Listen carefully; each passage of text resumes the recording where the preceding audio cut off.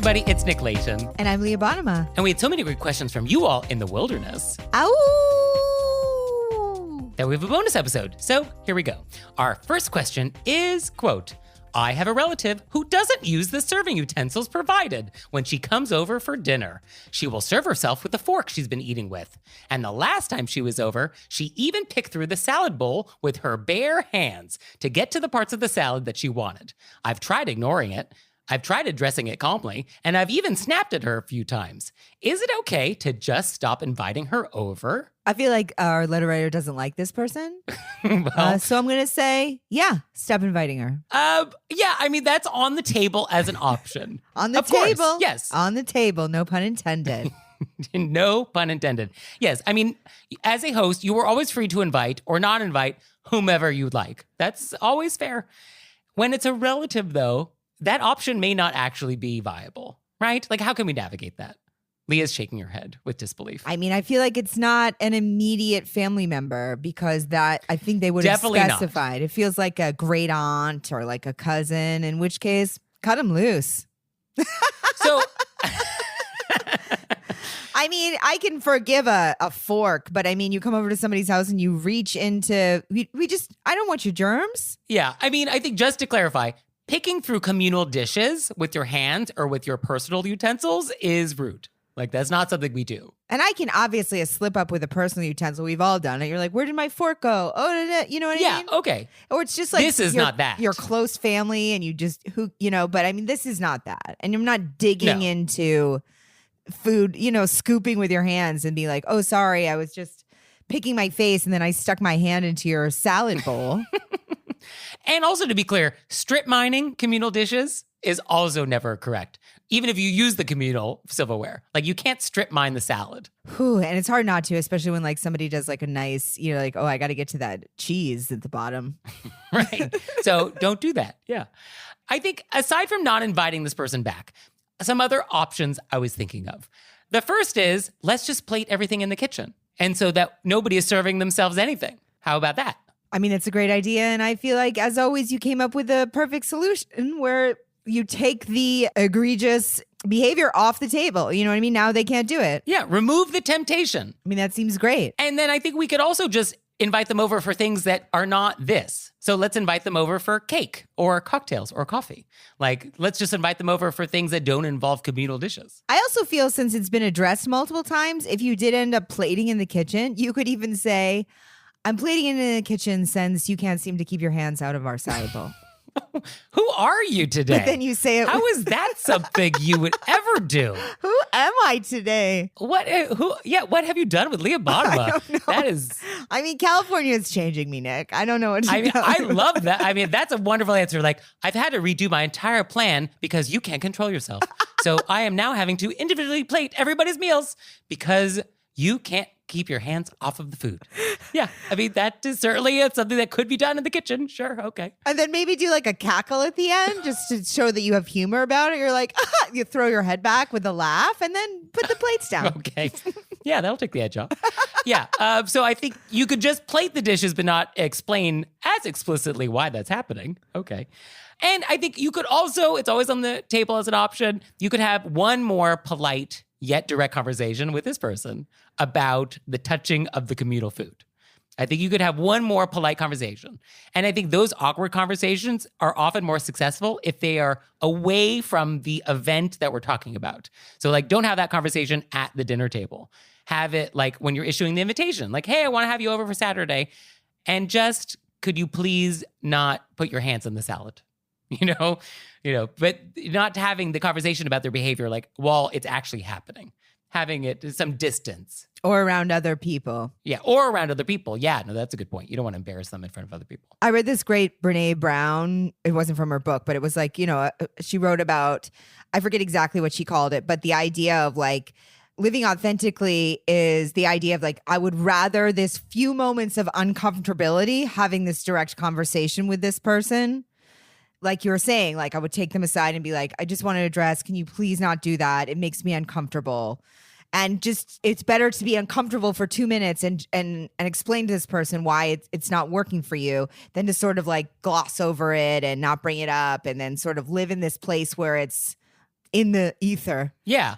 Oh, yeah. Well, I mean, she's a treasure. You know, her wisdom is timeless. Oh, Renee. Definitely can't argue with there. But I love that idea that it's just like a few seconds of uncomfortability to just say directly, please don't do this. It makes me uncomfortable. Yeah. I'm very aware of germs. Please don't do that. And I think we always are more afraid of that uncomfortableness than we should be. Like the anticipation of the conversation for most people is actually worse than the actual conversation. I think anybody who's had one of these sort of awkward, direct yet polite sort of confrontations with somebody, after it's done, you're like, oh, that wasn't so bad.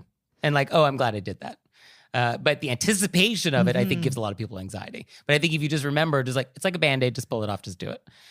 You will be happier in the long run. I think that's very true. And also, I understand like thinking about it and then even feeling guilty for just saying how you feel, but it's like, just say it. Yeah, well, because the alternative is let it go and don't let it bother you. Which obviously is not what's happening.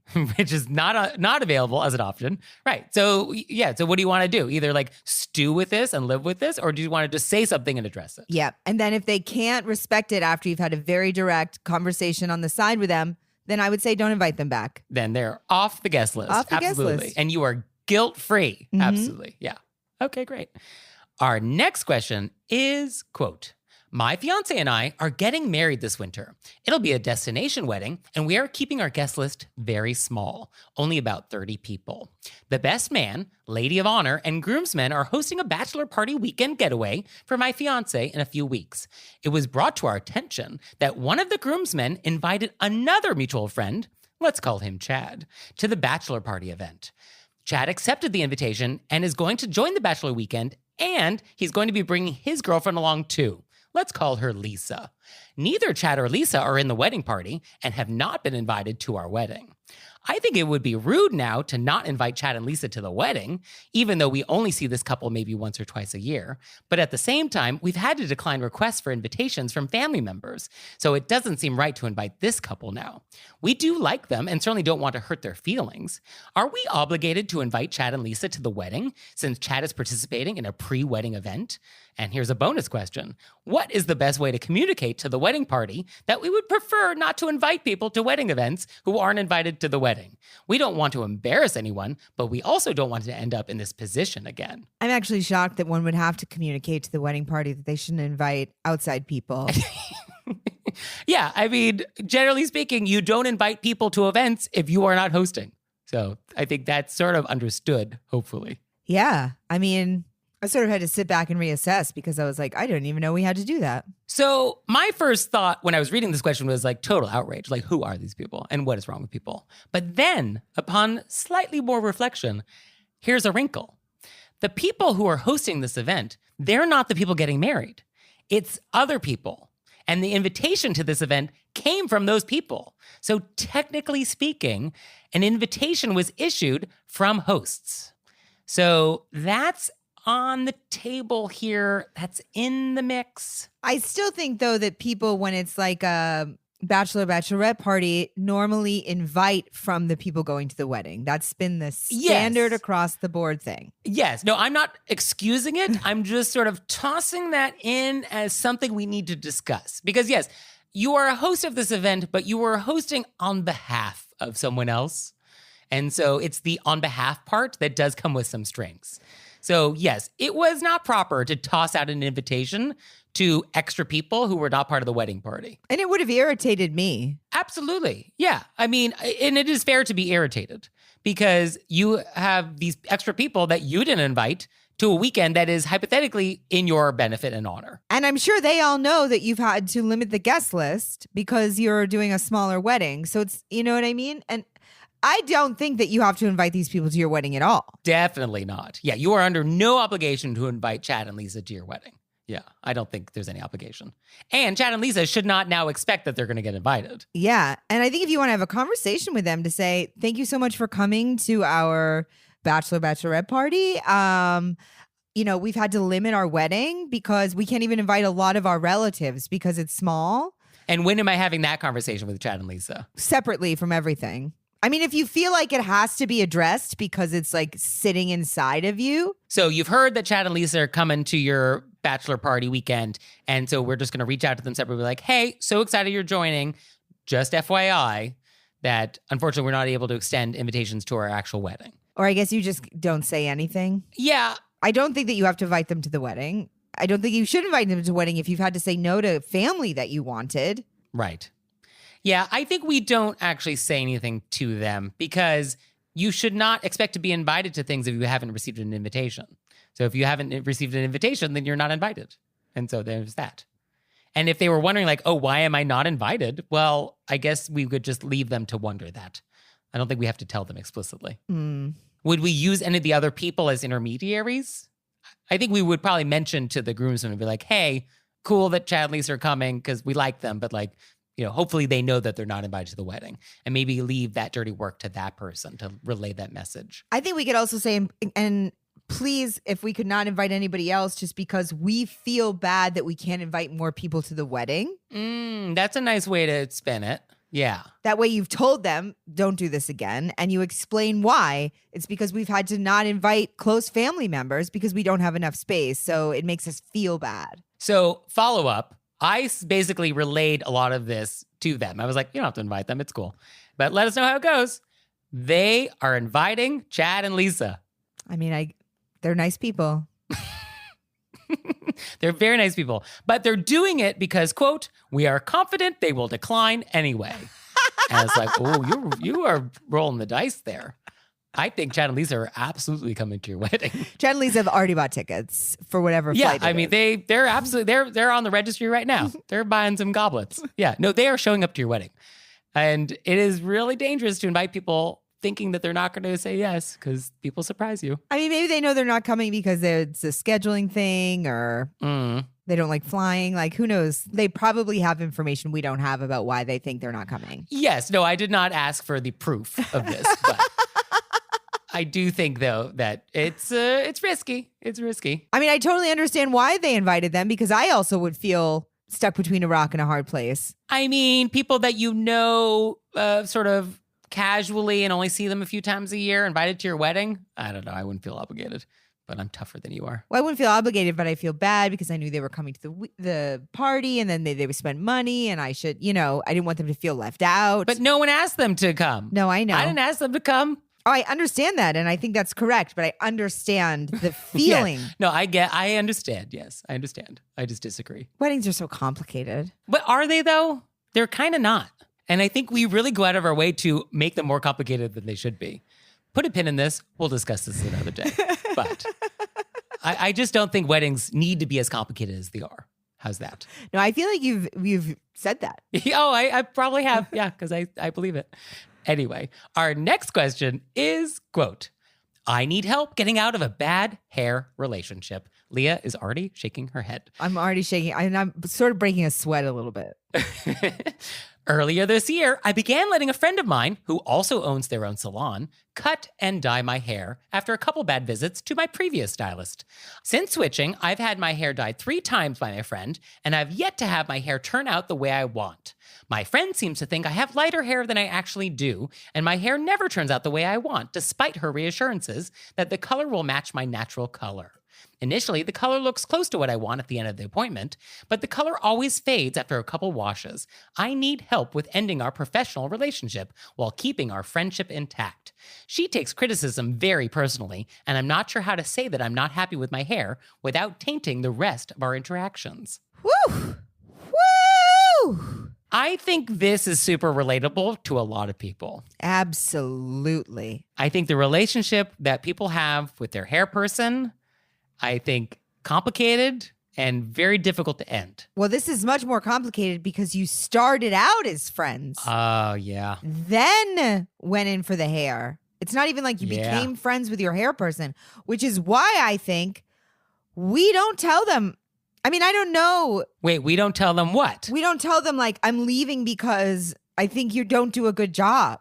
Okay, I'm listening. I really didn't. I wrote underneath this, you're going to have to go into the witness protection program.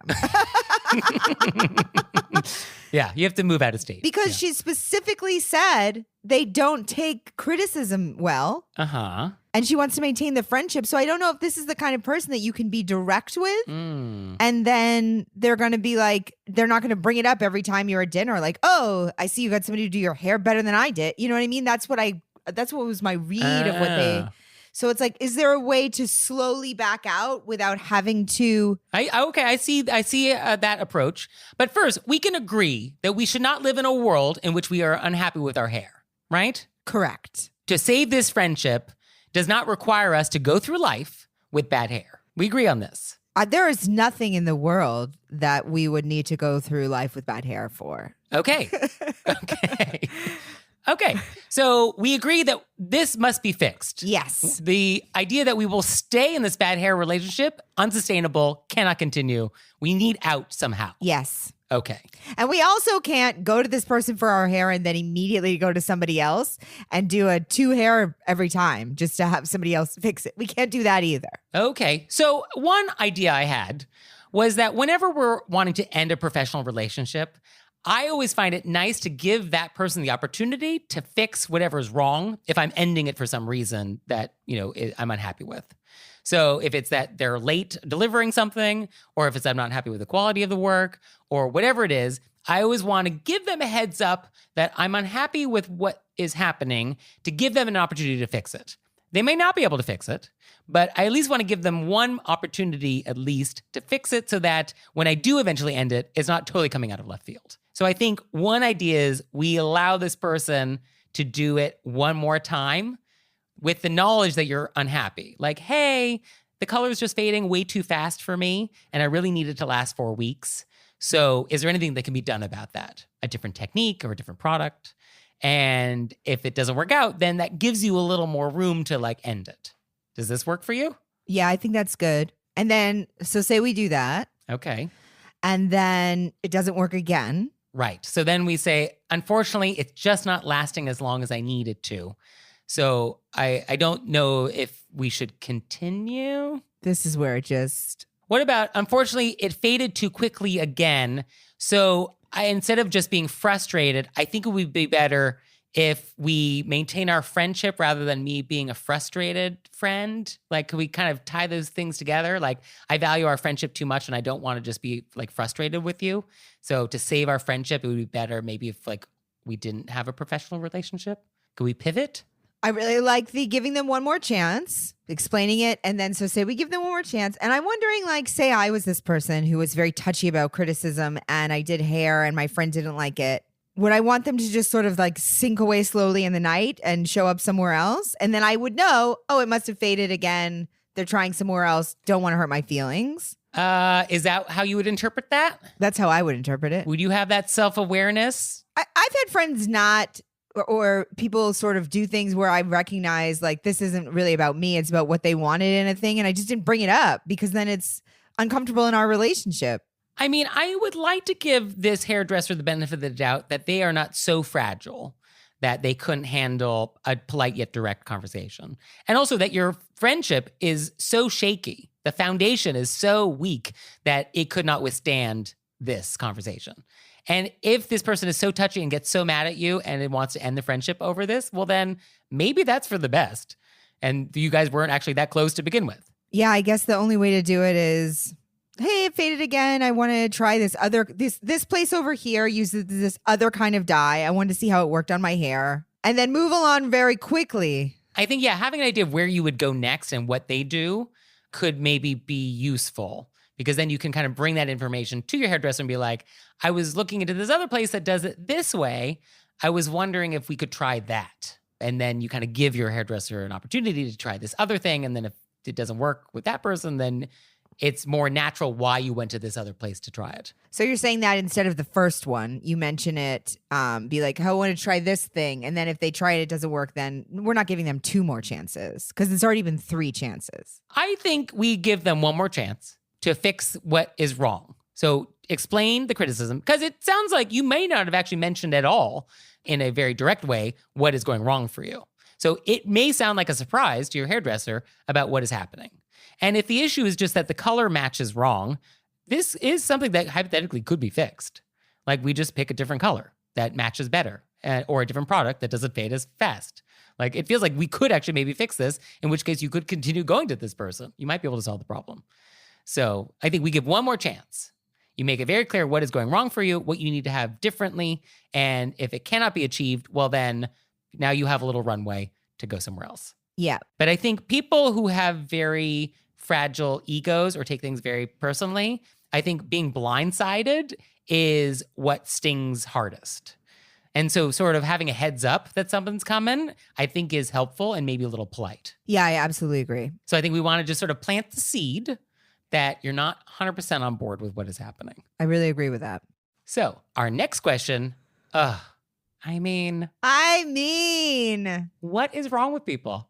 Also, our letter writers are always so lovely. So, quote, I volunteer at a food pantry, and we bring the bundles out to people's cars.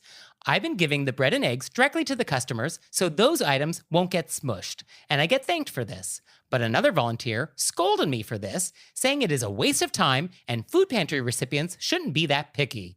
And one time, he grabbed me by the waist and pushed me out of the way. Am I in the wrong? Can I just read what I wrote word for word? I mean, what is wrong with people? Yeah, what did you write? I put, you are not wrong. Nope. This person is garbage. Yep. Taking pride in what you do is lovely. Yep. And no one should touch you. Never. Yeah. I mean, first thing we should just get out of the way. There is never an occasion to put hands on anybody. Grab me by the waist and push me out of the way? What? Yeah. So, I mean, that obviously should be reported to whoever's in charge immediately. We don't live in a world in which, like, that's okay. Because that's not. You just give him a little palm hand to the nose really quick to let him know what's up. Okay. I used to teach self-defense to teenage girls. Yeah. I mean, I think if you broke this person's nose when they put some hands on you, I feel like that's justified. Yeah. Self-defense. People shouldn't be touching you and pushing you out of the way. No. So that's bonkers. And so, no, full stop. But also, nobody likes smushed bread and eggs. And it doesn't sound like there's any extra effort required to ensure that that doesn't happen. And so it sounds like this other volunteer just has the attitude that, like, people get what they deserve, and people who are coming to the food pantry did something wrong in their life and they deserve what they get. And you want to punish these people for just the circumstances that they're in. That's what it kind of sounds like. Like, oh, we should punish these people. I don't like this person at all, and I don't understand why they're at the food pantry. Why are they volunteering? Yeah, why are they a volunteer? I don't like it at all. What is the point for them? How lovely that you would bring out the eggs and bread to people in a careful, caring way. Yeah, why are you volunteering? Because the idea of volunteering is you want to give back to your community, right? Yes. Isn't that usually the idea? And so I want to give back to my community, and yet I am hostile towards my community and have no empathy or compassion for them at all, and are also not treating them with respect. So, like, what are we doing? I don't like this person at all. I think that we lock them in a closet at the food pantry. We shove them in, lock the door. Well, there's lots of jobs at the food pantry that do not require interfacing with the people coming to the food pantry. So I think this is a great person to be in the back, counting cans, bagging things up, sweeping garbage. I don't think this person needs to be meeting anybody in the public ever again. Yeah. The only explanation I have is that this other volunteer, who we agree is a garbage person, is only there because it is court-ordered. I think that's the only explanation. It is court-ordered community service. And they don't want to be there, and they're mad at the world, and they're taking it out on everybody. I think they could also just be garbage. They could also just be what is known as a bad person. Right. As they say in Italian, garbaggio. So to summarize, no one should put a hand on you. So let's just end that right now.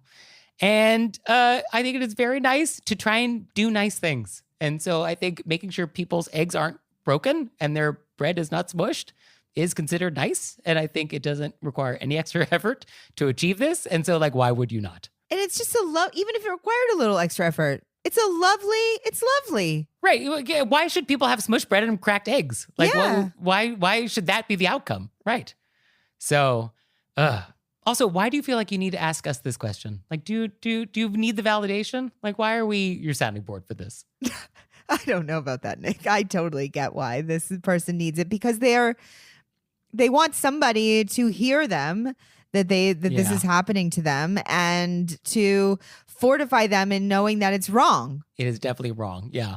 Yeah, there's no gray here. And also, I think it helps people to talk about it so we can say, yeah, this person is garbage. Yeah, and we have your back. We got your back. Yeah, we definitely have your back here. And if this person is like your supervisor, then report it to the person above that, because whoever's running the food pantry obviously wants the people who are getting the food to feel comfortable and welcome, because obviously Yes. And they don't need somebody who's like grabbing people and pushing people and smushing their eggs working there. And if ever there was a time to be like, I need to speak with your manager, this is it.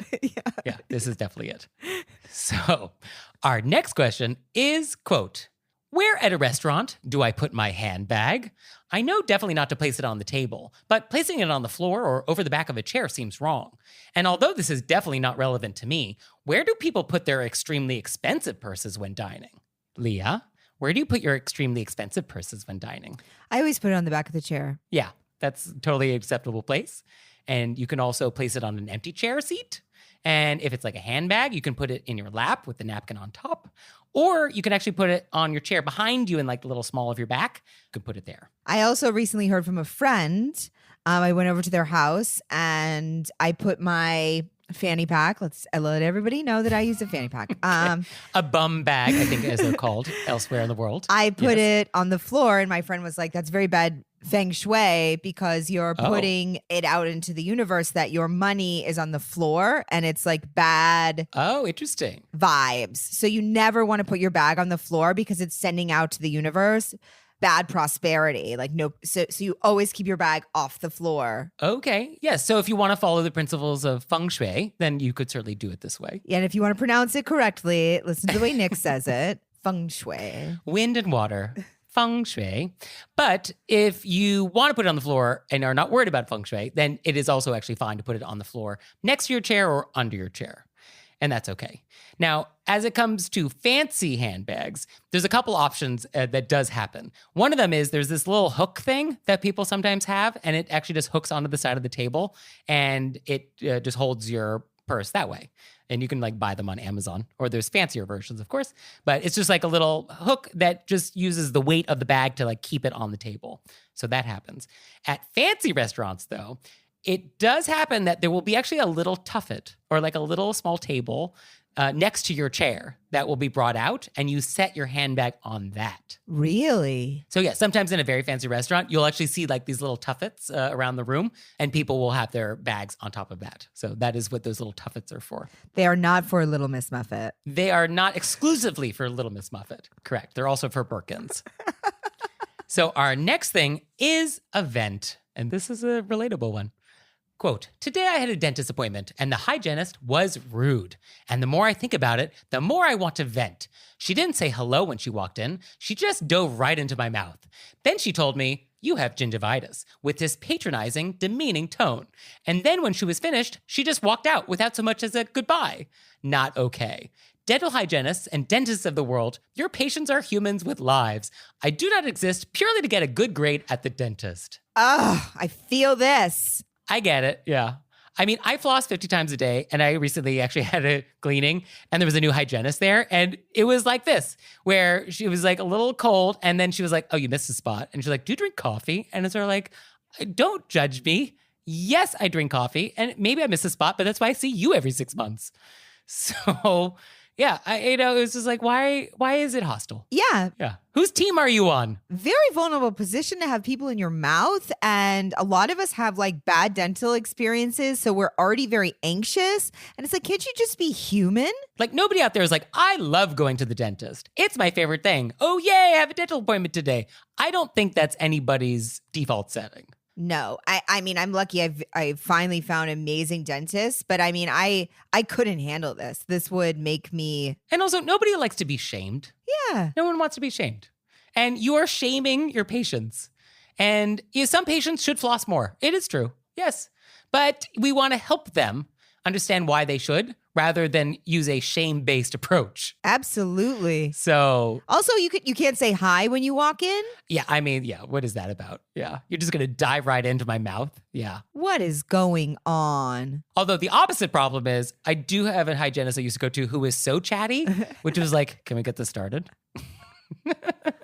Like, love catching up, love the small talk, but unfortunately, we cannot do small talk and have the hygiene appointment happen at the same time. So let's wrap that up and let's get in here. I would rather too chatty than no chatty. Well, I want some recognition of my humanity. Yes. I think that would be a nice baseline. Start with that.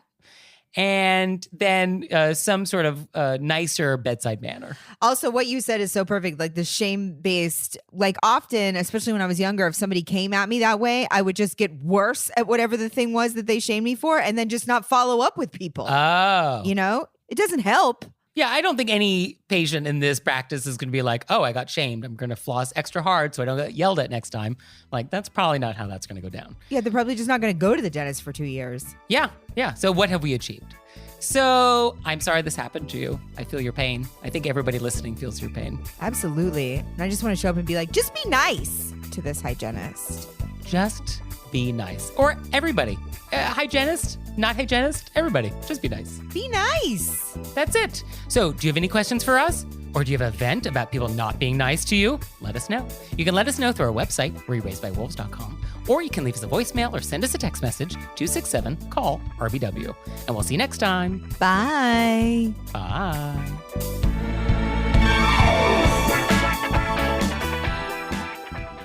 Oh, Leah, one more thing. What? Have you signed up for Patreon yet? I have. Me too. You out there, have you signed up for Patreon yet? No? Well, go to our website, wereraisedbywolves.com, click on monthly membership, check it out, because we would really appreciate it if you'd support our show. We love your support. We would. So please do that, and we'll see you next time. Bye. Bye.